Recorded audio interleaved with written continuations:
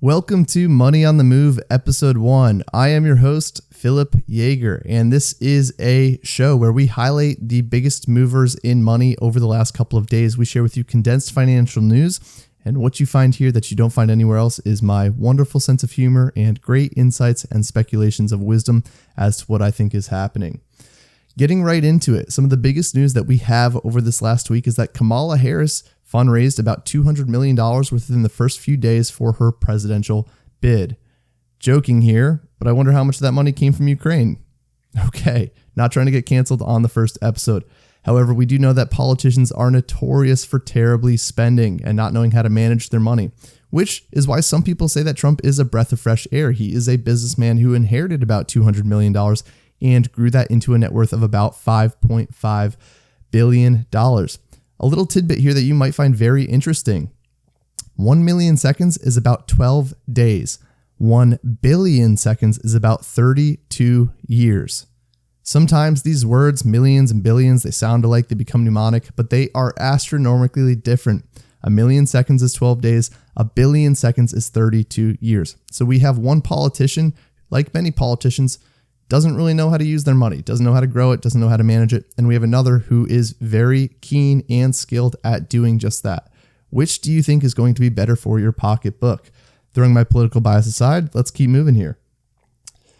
Blackrock has confirmed that there will be no Solana ETF in the near future. What does the word near mean? Who knows? It is a very loosely defined word. But what I do love about this crypto cycle is that we are seeing painted out before our very eyes. This is an insight that I came up with the other day. We know the historical cycle of crypto money. Money moves into Bitcoin. It has its parade. Then that money moves into Ethereum. It has its time. And then that money moves into altcoins and meme coins and more speculative bets. That has always been the cycle. What is uniquely different about this cycle is that we have ETFs that are kind of painting the picture before our very eyes of the stages of the cycle. We have had for the first few months a Bitcoin ETF, and it has done phenomenally well. We have now received an Ethereum ETF, and it is its time to have the spotlight. It is my speculation that in the near future, we will see altcoin ETFs, and we will continue to see this crypto bull run be painted out before our very eyes. What cryptocurrencies are you holding? Do you think that there will be an altcoin ETF? Feel free to drop a comment. I should also say that today's video is brought to you by nobody, because we're a brand new channel and we need to grow. So please like, subscribe, help me out, help me fulfill the dream of bringing great high quality information, news, inputs, and insights to everyone.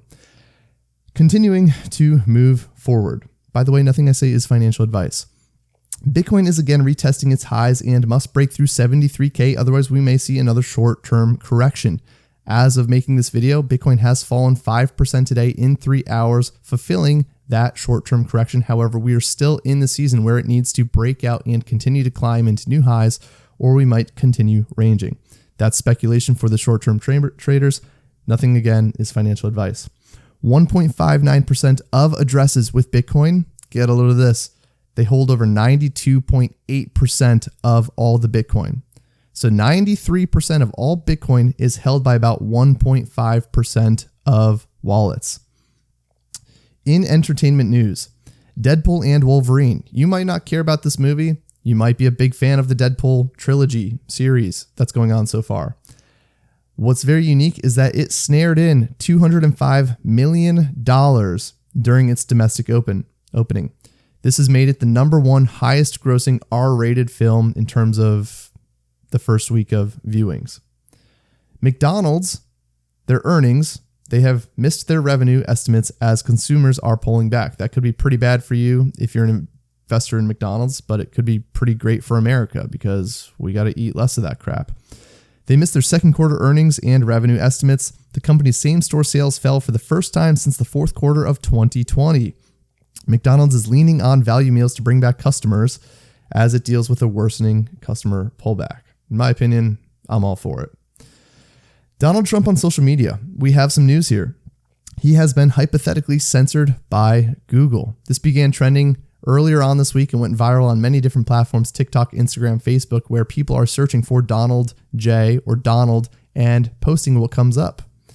Even Elon Musk shared on Twitter that when he went to search for President Donald, the first option that came up was Duck, President Donald Duck. and President Donald Reagan. The tech billionaire asked if the tech giant Alphabet has been placing a search ban on this former US president and the Republican presidential nominee.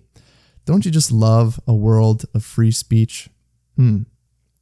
So, as of Wednesday, the predictions as to who is going to win the election have not changed that much. According to Polymarket, Trump still has about a 63% chance of winning over Vice President Harris, who currently has about a 32% chance. On Predict, the odds have slightly dipped for Trump from 60% down to 57%, and Harris's odds have slightly risen from 40% to 45%. If there's two things that we should all talk about at every Thanksgiving dinner table, it's religion and politics. So let's start that conversation in the comment section. Who do you like for the presidential nominee? Who is better and why are they better? They both have shortcomings. They both have pros and cons. And so who are you betting for and why? If you had to place a bet, who would you bet on? In the last 2 weeks, we have seen some phenomenal amounts of money be removed entirely from the markets. The Magnificent Seven stocks, so some of the biggest companies on earth, predominantly tech stocks, had erased more than $1.7 trillion from their market capitalization. I don't even know how many years a trillion seconds is, but it's got to be astronomically more than a billion. More than $768 billion was wiped away on Wednesday alone, the biggest one-day drop on recent record for the group of seven, dating all the way back to when the Facebook parent company Meta went public in 2012. Speaking of these companies, Nividia, the shining star over the last couple of months. Everyone has loved Nividia. Everyone has loved the chart, but 8 billionaires specifically don't love it anymore, and they are dumping their positions in Nividia.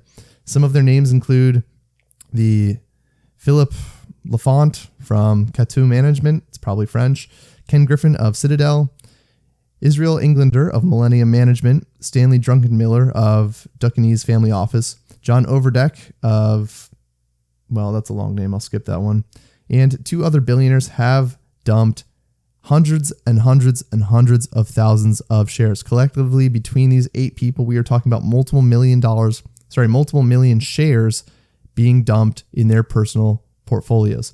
Now, there is this great adage that one person buys, another person sells, and they both walk away thinking that they're correct. Who do you think is correct? Do you think that Nividia is still the big play to bet on as we move into the AI world that we're kind of entering into?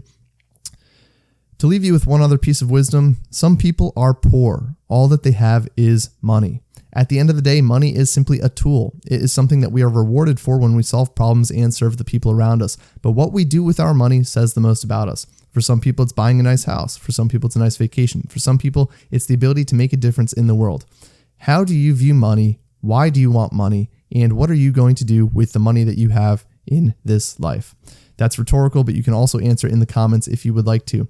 As I've mentioned before, this is a brand new channel. My goal is to bring you some of the best content, and as this channel grows, it will allow me and afford me to do just that by having better news, better information, and better insights to continue to share with you. So please feel free to support by liking, subscribing, sharing, and if you even want to, you can check out some of the links in the description. Again, my name is Philip Yeager. Thank you for watching the very first episode of Money on the Move. It's going to be super fun to look back in 5 years, 10 years, God willing, and seeing what this channel turns into. Without any more delay, you go about your day, and best of luck out there.